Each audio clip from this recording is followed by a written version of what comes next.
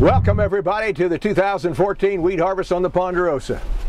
Not sure I want to invite you in. It's a sorry harvest. And it's even more sorry when you go out here to the field and cut it. And that's what we've been doing for the last 2 or 3 days. Well, make it 5 days in betwixt and between the rains, and there's some more coming tonight, so I'm hurrying. Anyway, stand by, I'll talk about this crop, not only here at the Ponderosa, but all across the country.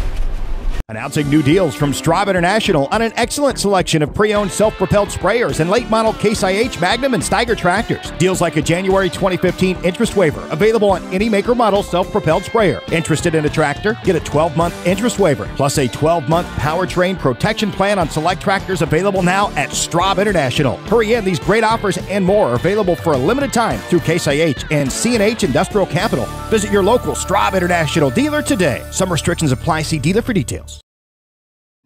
My grandfather came across the plains from Missouri in the 1860s and ran a hotel and stage stop here with livery stable, and it's been in the family ever since. We run probably about 100 cows here and 250 over at the other ranch. I'm sure there are other banks we could have dealt with, but they've been so friendly and know what the ups and downs are in the business. American Ag Credit is like a family for us for financial help. The 2014 wheat harvest is going to be pretty sorry, folks. There isn't any doubt about it, and it's so tough to cut. This is the worst harvest I've put in a good long time. I can't remember anything like this. Wheat's so short that you almost need a pocket knife to cut it.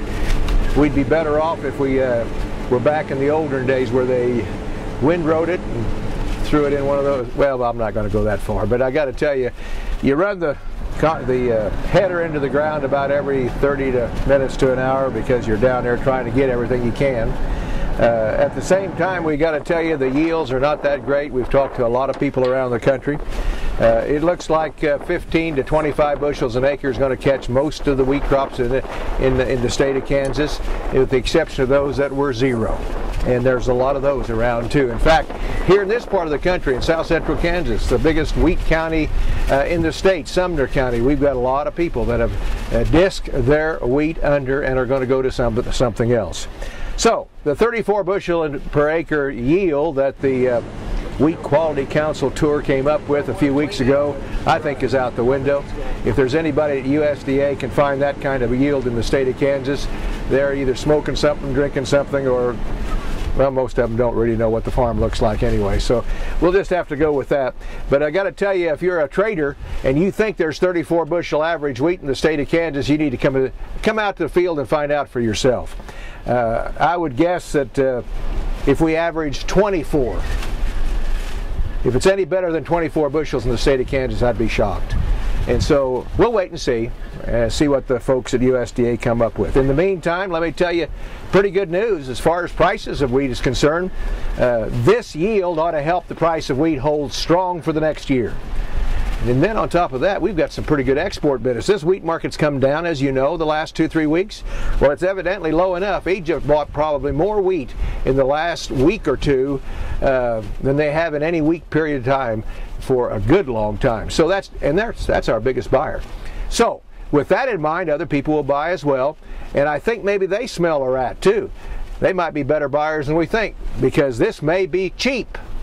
This old wheat price right today might be cheap, folks, compared to what it will be a few weeks from now, when everybody finds out exactly how much wheat we've grown in the United States. So keep that in mind. It's a poor crop. It's a tough crop. I'll be glad when it's history. Thank goodness for one thing, and I said this many, many times while we were working on a farm bill. Thank goodness for crop insurance. That is the best thing. They could throw the rest of that farm bill in the trash. I said it while they were dealing with it. I'll say it today. Federal crop insurance, the help that we get there, and the fact that it's going to bail out a many farmer in this part of the country this year is the savior. Hope that your wheat crop is a little better than mine, and I sure hope it's taller. See you on the next Steckline Report.